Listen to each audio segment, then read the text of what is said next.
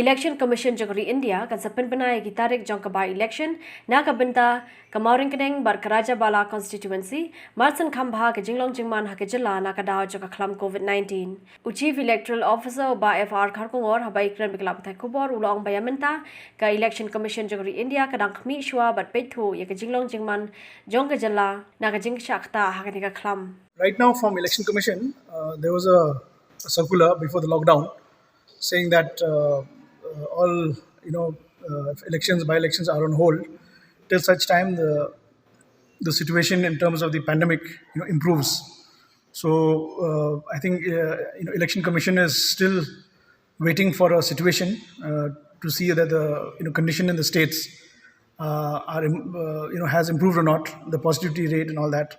So that input, they will, once they get that input on the status of the condition, then they will take a decision.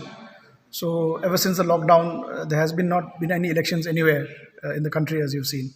So I'm sure that once Election Commission obtains the requisite input, then they will take a decision towards the future course of action.